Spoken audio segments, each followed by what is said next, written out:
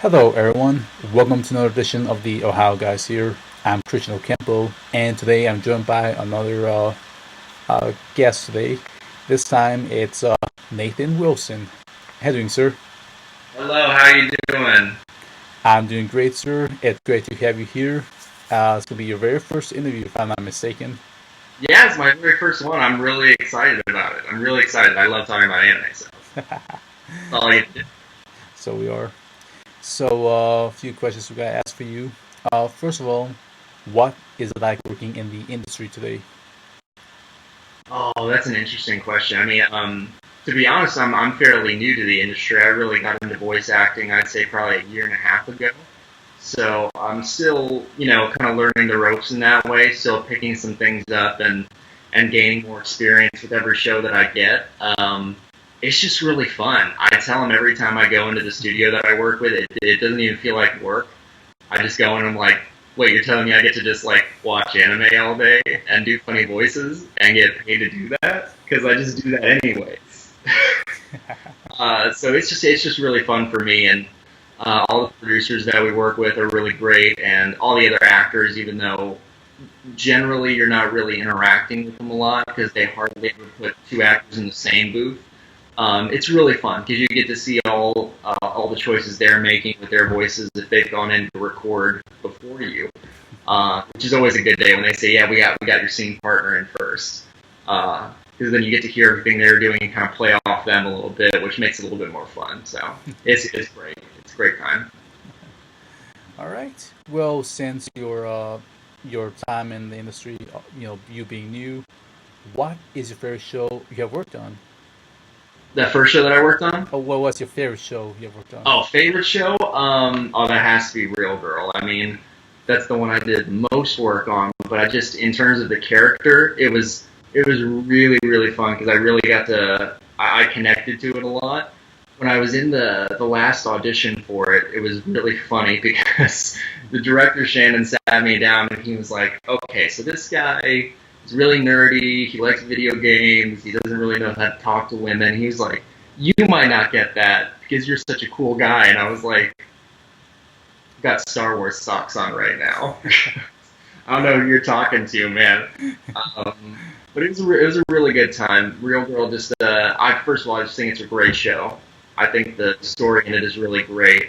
Telling a story about this guy, kind of like opening himself up to people and relationships, and not just him, but the other characters in the show. And it was a blast getting to work with Christina Kelly. She was like my voiceover Yoda on that show, man. She really like showed me the ropes, and I would ask her like after recording sessions, I'd call her and be like, "Oh man, that was really great how you did that. Like, do you have any tips?" I would ask her because I mean I'm sure anyone who's watching this video now knows Christina Kelly's like she's got such a wide berth of things that she's worked on in the voiceover industry. So it was really helpful to have her there as my scene partner in that show. And Shannon Reed as the director, man, he's so good. He sits down like every scene and he breaks it down. He's like, "This is what's going on. This is what your motivation is." He's like, "This is what I want from this." He's like an actor's dream. He breaks down everything for you. He's like, "You just have to do the voice." He's like, "I got it figured out, man. I got it plot out." So yeah, Real Girl is definitely my favorite so far because I just love the show. I love the people on it, man. It was hard finishing that one up. That was hard.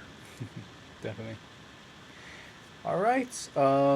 One of your earlier shows got to work on from last year. What was it like working on Devil's Line? Devil's Line was my first show that I ever did. And so I don't think I mentioned this before. I got my degree in musical theater, so most of my work up until I got into voice acting was on stage. And so I go into this audition, and they give me this sheet of paper, and it's got the character breakdown of what he looks like and everything, and then it's got basically the lines that I say, and then the timestamps in the video on the other side. And I was just looking at it like, what is this? I had no clue what to do with this, and so I went in there and I told the director, I was like, "Hey man, I'm just being honest. I've never done this before," and he was really cool about it. He's like, "Hey, that's okay, man. You got to start somewhere." And so I ended up booking it, And I got in there on the first day, and he was explaining to me what was happening in the scene. And he said, okay, here's what's going on. You're a professor, and I was like, cool. And he goes, and you're sexually assaulting somebody. And I was like, first day, okay, we're jumping in, we're getting into it. And so it was really fun, and I got to kind of see what it felt like to play with kind of like the tone of my voice and how to work that to fit the character, because I naturally sit kind of in a more higher tone in my voice, and he was a little bit older, so they were like, can you lower your tone a little bit? So I had to kind of be a little bit more mellow, a little bit lower, and so it was fun playing with that type of stuff, and it was fun to get my feet wet on a show like that. And so I came in and recorded the first episode, and then I didn't hear back for a couple of weeks. And they messaged me and they were like, hey, your character's back in this episode. We need you to come back in. And I was like, oh, great. I get to come back. It wasn't just one time. So that one was really fun. It was really cool anime. I remember just like sitting down with the director and watching it. He was like, because at first he described it to me, he was like, yeah, it's kind of like noir mixed with Angel. Like it's this cool vampire dark detective show. And at first I was like, okay. And then he played it, and I was like, "This is awesome! Gah! Vampire fights!" It was so cool. So that one was really fun, and getting to work with Kyle is always a good time. Oh, definitely. He's great. He's a great director to be around with. Oh my gosh, yeah. I mean, like, and you just talk about Christina, like the library stuff she's worked on. You just take a look at Kyle, like, God, man, you couldn't name it all. He's done so much. All right, and then since you really mentioned this one earlier, what was it like working on Real Girl? Well, yes, since we already touched on the topic, it was just a good time, and I knew a couple of people in it already. Like I already knew Christina and Adam Gibbs. I already knew, but I got to meet some other great people on that show. Mike, my friend Mike, I got to meet on that show. He's really cool. Avery Smith-Hart, I got to meet on that show, and she's fantastic. Just some really, really great people. And another thing about that show was that up until that point, I only done 2 other shows with very light line load. Like I was not doing a lot. I was doing maybe 15, 20 lines an episode for the characters they were bringing me in with. And then I went in for my first day of this. And they were like, okay, episode 1, 170 lines. And you're like, what? I have to say that, what? And it was like every episode. So I think that show in particular, since I was still really, really new to the industry, really helped me like build my chops as far as doing a character with a really heavy line load. And I think anyone watching can like prove this, because you go back and watch episode 1, it's a little shaky. It's a little shaky. And then you get to like kind of later in season 1, then you get to season 2, and it's a little bit, it's stronger. It gets stronger as the show progresses, because I'm getting more comfortable with the character and getting more comfortable with how many lines I actually had to say. So that one in particular, that's something different I'll say, is that it really helped me build my, just like, I want to say endurance, it doesn't sound like the right word, like, just how much I could do. It just helped me strengthen my voice actor muscles, if that makes sense. Like it got me better, and so I really appreciate it in that fact as well. Okay. Next question: what was it like working on Kokaku? If I'm saying it right. I think it's Kokuku. Kokaku. That one was really funny because I was actually recording, I think, Real Girl that day, and my friend David, who actually helped get me into the studio, he just kind of peeked his head in the door and he was like, "What are you doing? You got time for something?" And I was like, "Sure, yeah. What are we doing, man?" And he said, "Come on." He's like, "Come into my studio." David Wall, the way he does is sneakiness, and so he pulled me into the studio. He was like, "I just want you to record like 1 or 2 things," and I was like, "Okay." And he gave me a brief description of the show, and I was like, "This sounds pretty cool." And I was like, "Okay, well, what do you want me to do?" I just thought he wanted me to do like some side characters, and granted, it wasn't like a huge character. I think he was just kind of like this minor, if I'm remembering correctly, this hoodlum he was just like this guy who was just causing trouble, this gang of hoodlum guys, and it was interesting. He directs differently than anyone else I've ever worked with before. I think because he's a voice actor, he was doing it in such a way that was helping me get to the place that I needed to faster. Like I did a line read, he was like, okay, that was great. But he said, but do it this way, kind of split it up, give me this time, and then this like on the second half of the line. And I immediately understood what he was saying.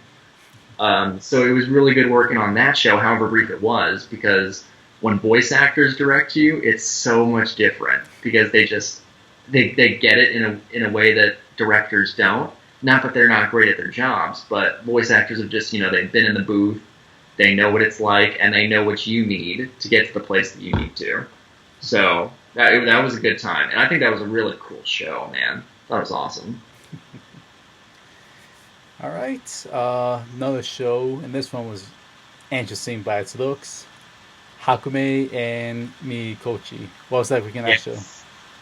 That one was really funny. I remember going in, and generally, like when you go in for the first day on a show, they'll have you watch it just so you can get a sense of the show, like what the characters are like, the animation, how expressive their faces are, so you can reflect that whenever you're recording.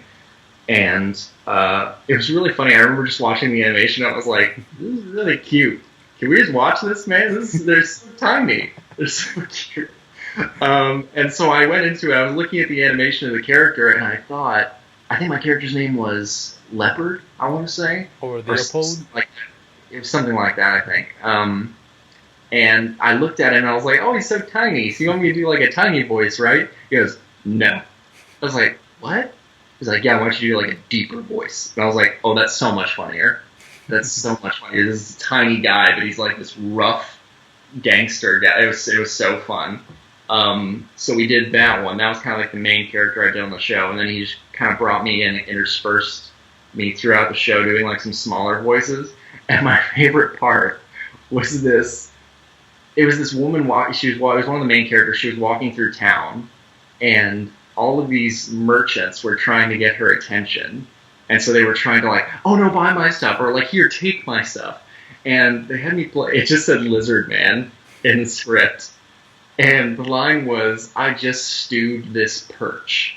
And I have no idea what that means. And neither did Shannon. When we were looking at it, he was like, I don't know what that is. And I said, so do you want me to do anything in particular with it? I was like, I'm just going to do a ridiculous Lizard Man voice as I see it. And he's like, yeah, sure, go for it. And I just did something. He was like, great. It sounded ridiculous. It sounded like if Beetlejuice had been mixed with a lizard. It was dumb. Like I did it, I was like, that's stupid. I love it. It's so ridiculous. I just did this perch. It was ridiculous. I gotta rehear that again. That makes more funnier now. Oh my god. Oh. It's just like, I did it once and I was like, please don't make me do that again. It was like doing Macho Man Randy Savage or something. Just, oh yeah, brother. It's just like hurts you. Oh, that's brilliant. That's gold. But yeah, it was a fun one. It was an interesting character, particularly Lizard Man. I had a lot of fun with. All right, another show, and this one got to be on Netflix. What was it like working on Seven Seeds? Seven Seeds was an interesting one, particularly because the audition process was funny enough because I went in. And there's this guy who kind of runs the front desk. He kind of like manages just all the day-to-day stuff at the studio that I work at. So they called me in this audition, and he was very hush-hush about it. Like, all the sides had this, like, property of Netflix on it, and it was like, do not discuss. And he, like, pulled me aside. He was like, now, after this, you can't talk about this. He was like, you can't let people know you were here. It was like I was with the Men in Black. It was so hush hush. She was just like, you can't like tell your mom. Mom can't know. They'll find her. They'll kill her. She can't know. And it wasn't even the name of the show on the audition side, and so I thought it was something completely different. So I was Googling it, And I came back the next week. I was like, I couldn't find anything about the show that I auditioned for. And he's like, oh, that wasn't the real name. And I was like, what are you doing to me? And so I did end up booking it. And so I went in for that one. And it was really interesting recording it because all the video was the same thing with the side. It had like property of Netflix on it, and all the time codes were kind of like fluctuating. It looked really weird. But yeah, I don't think I was able to discuss it until Netflix announced it, which was like months and months after we had recorded it. So I had to like keep it on the down low for quite a while. But it was a good time. It was my first time having to cry in a scene, which I wouldn't say I struggled with. It's a little. It's harder for me to get to a crying point in a booth than it is like on stage or on film. Because typically, whenever you record a scene in the booth, you're just kind of like thrown into it, and they're like, "Okay, you're crying, go." Whereas on stage, you kind of get you get the whole show's journey because it's a nonstop thing. You get it in one package, and so it's easier to get to that emotional point. Whereas in the booth, you're just kind of like, okay, we're in the scene. You got we need you to, or at least make it sound like you're crying a lot.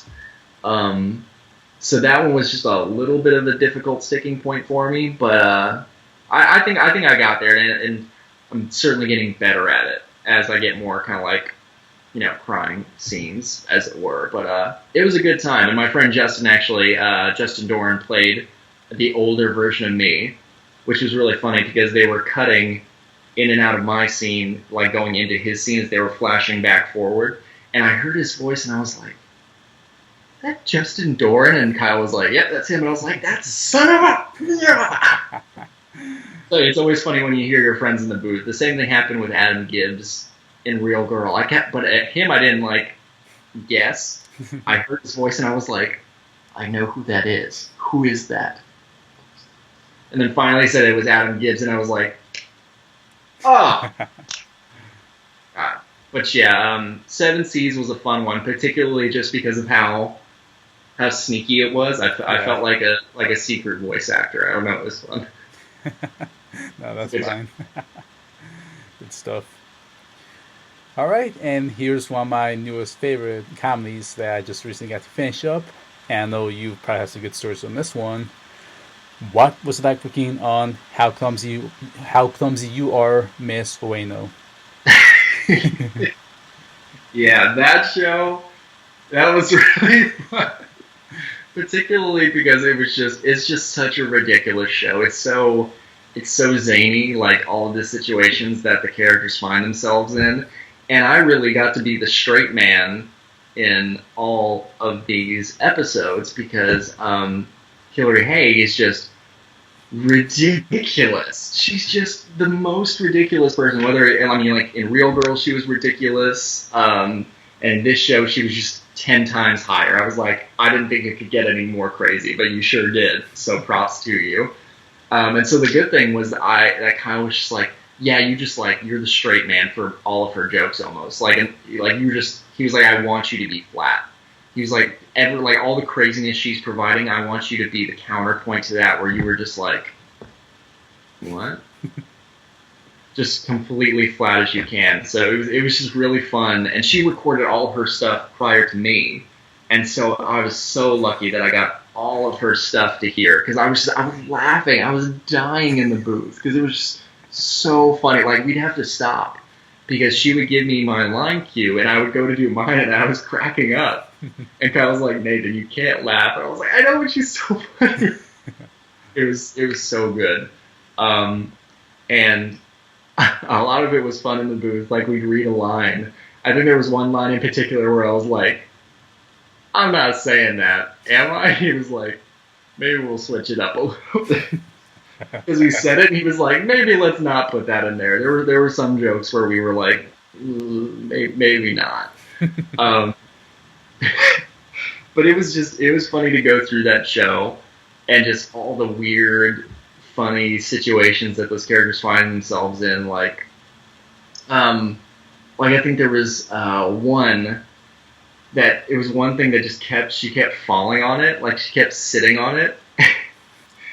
I forget what the device was and what it did exactly, but she just kept falling straight onto it. It looked like this just pointed, like spherical thing, this oblong shaped thing, Oh yeah, and the she umbrella. kept, yeah, and she kept falling on I it, know. and I'm just like, s- mm, I won't say what I said in the booth because I was just like, so it's basically this, and he was like, I mean, yeah, and we just like had to take 5 minutes because we were just laughing about it, and then like the thing we couldn't get over was like a running joke in the booth about the show or in the studio was that she just always wanted him to eat her underwear, like that was just a running thing, and every time it came up, Kyle would be like, so she's trying to get you to eat your get you to eat her underwear again. And I was like, why are we eating her underwear? Like, why are we ingesting any part of her? Um, so that was a running joke in the show. Another thing in the show that I like asked for, I was like, I've never asked for merch on a show before, like anything from the show, but I really wanted a little plushie of the little black thing. I can't remember its name, but it was so cute. I was like, that's the cutest thing I've ever seen. Just like, I think it was Tama. I think that was his name. He was like a Pokemon. He would just say his name over and over again. It was so cute.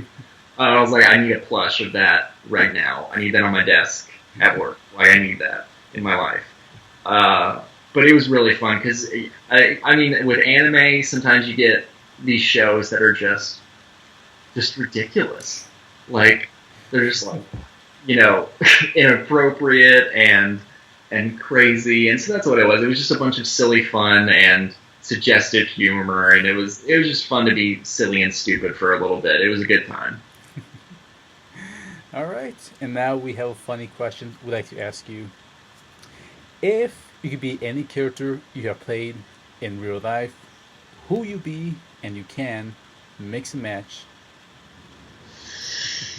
Ooh, that's tough. That is a hard one. I mean, it's obviously Lizard Man. I mean, uh, there is one that I would choose. Unfortunately, I can't talk about that one because that one hasn't been announced yet. Um, but it's really cool. Uh, so if I had to pick now, um, I had to pick now. I'd probably go with Tsutsui. I mean, that seems like an easy choice because he's a lot like me anyways, and hey, he gets the girl. He's got a lot of good friends, a lot of good supportive friends. So yeah, that's a good one to choose. But if it's not that one, it's that other one that I can't talk about. It's real cool. All right. I know there's NDAs to be careful with, but is there anything Yeah. else coming out that you can't talk about, or anything right now that you want to plug in? I don't think there's anything now that I'm able to talk about yet because I'm in a weird period now where I have recorded a bunch of stuff, but it's yet to be announced. Hmm. I think the newest thing that has come out that I can talk about is Seven Seeds. So yeah, absolutely go talk about that or go check that out on Netflix.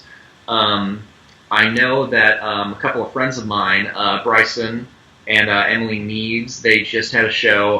Well, it is going to be dropping on Netflix in August, which is Saint Seiya, Knights of the Zodiac. So hey, I'm always going to plug my friends. Go check it out. They're amazing, amazing actors. So you should absolutely go and check that out. All right. And now our last question: any social media, Facebook, Twitter, Instagram, any of that jazz? For the fans to go and contact you. Oh yeah, absolutely. So I think my stuff's pretty simple. Nathan Wilson on Facebook, on the Instagrams. I am Nathan Lee Wilson. Got my middle name in there, and I think on Twitter it's Nathan underscore L underscore Wilson. That's me. All right. Well, we, the Ohio guys, want to thank you for this interview you did with us. We really appreciate your time. Well, no, thank you so much for having me. I love voice acting, and I especially love fans of anime. So I had a really good time talking to you, Christian. It was a good time, man. Yeah, same here. I thank you. This was really fun. Good. Hey, that's what you want. And thank you to our viewers for tuning in for this episode of the Ohio guys here. Thank you all, and we will be seeing you next time. Bye, everyone.